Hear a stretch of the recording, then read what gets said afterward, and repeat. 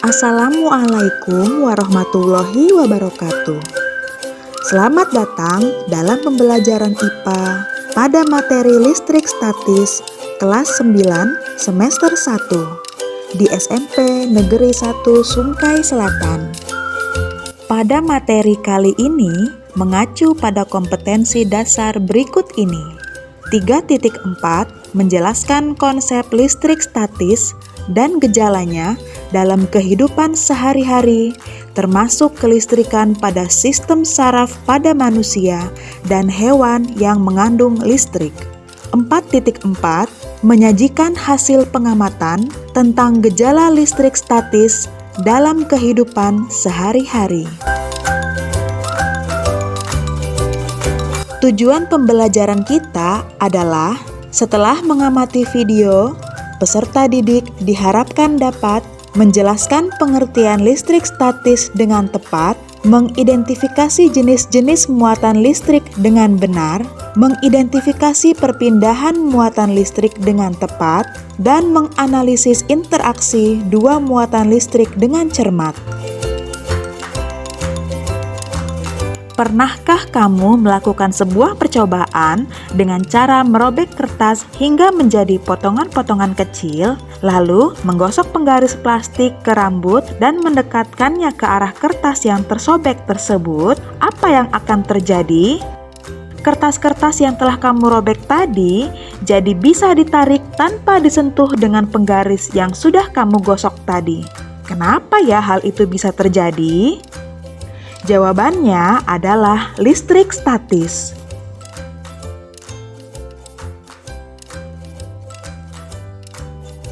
Definisi listrik statis: suatu kumpulan muatan listrik dalam jumlah tertentu yang tidak mengalir atau tetap, atau disebut juga dengan statis. Efek listrik statis dapat terjadi karena adanya perpindahan elektron. Listrik statis dapat ditimbulkan oleh dua benda yang memiliki muatan listrik berbeda. Muatan listrik: atom bermuatan netral jika jumlah proton sama dengan jumlah elektron.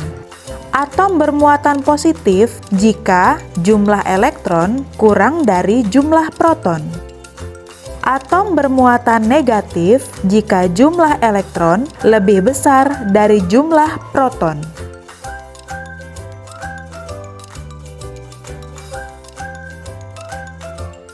Dua buah benda bermuatan dapat memungkinkan terjadi interaksi. Hubungan interaksi tersebut adalah tolak-menolak. Muatan yang sejenis akan tolak-menolak. Tarik-menarik: muatan yang tidak sejenis akan saling tarik-menarik. Terdapat 3 cara yang dapat dilakukan untuk memberikan muatan listrik pada benda netral: penggosokan, konduksi, dan induksi. Sebuah benda dapat memiliki kekuatan listrik dengan cara penggosokan. Misalnya, penggaris plastik yang digosokkan pada kain wol atau rambut akan menjadi bermuatan negatif. Elektron berpindah dari kain wol atau rambut ke penggaris, sehingga penggaris menjadi bermuatan negatif atau menangkap elektron. Berikut tabel hasil pembuatan benda bermuatan listrik dan proses yang terjadi.